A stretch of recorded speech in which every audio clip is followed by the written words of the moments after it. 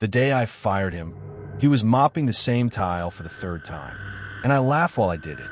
Get out of my building, old man. You're slowing down the entire floor. Security, escort this relic to the street. His name tag, Red Henry. Faded blue uniform, cracked knuckles, eyes that never quite met mine. 72 years old, if he was a day. I was 38, untouchable, and the youngest CEO this company had ever seen.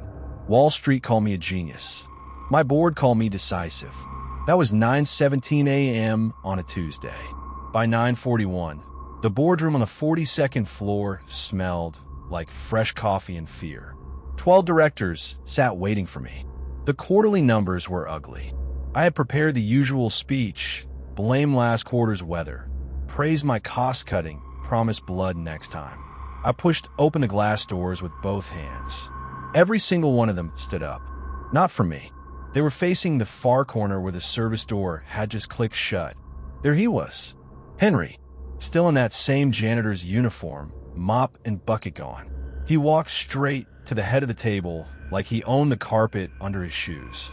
The directors didn't sit until he did. I froze halfway to my chair. What the hell is this? The chairman, a man who had never looked at me with anything warmer than mild contempt, turned and said 2 words I will never forget. Good morning, sir. Sir. My stomach dropped 6 floors. Henry looked at me for the first time all morning. Those tired eyes weren't tired anymore. They were sharp enough to cut glass. Marcus Hale, he said, voice low and calm. You fired the founder of this company in front of 40 employees. Would you like to do it again, this time on camera? The room was so quiet I could hear the air conditioning hiss. I laughed. It came out broken. You're the cleaner. I saw your time card. You've been here 6 months. Correct, he said. And the 6 months before that I cleaned the Dallas office. Before that, Chicago. Before that, London. I go where the reports don't. I talk to the night shift girls who cry in the stairwell. I read what my people write on the bathroom mirrors when they think no one's watching. He slid a thin black folder across the polished table.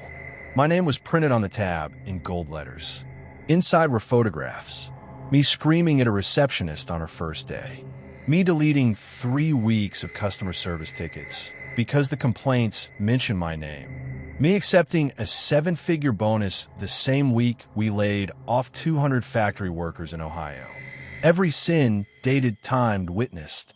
I felt the blood leave my face. You're the ghost, I whispered. The legend every executive whispered about, but no one believed. The anonymous founder who had stepped down 21 years ago after building a $2 billion empire from a garage in Pittsburgh. The man who still held 51% of the voting shares and had never once appeared in a yearly report. Henry, no, Mr. Whitaker, leaned back. I gave this company my name once. Then I gave it my silence. I wanted to see what men like you would do with it when you thought no one was looking.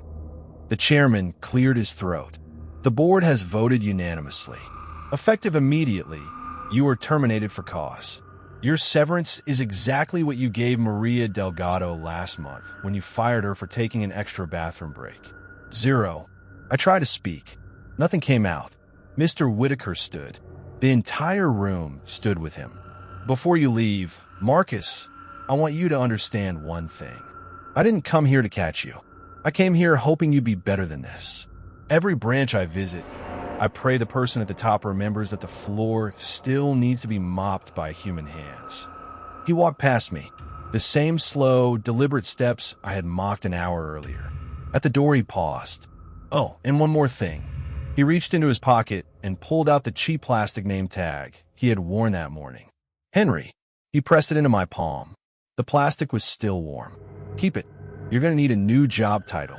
The security guards who had dragged him out earlier were now waiting for me. Same 2 men. Their expressions had changed. They looked at me like something stuck to the bottom of a shoe. I rode the elevator down 42 floors with that name tag burning a hole in my fist. When the doors opened on the lobby, every head turned.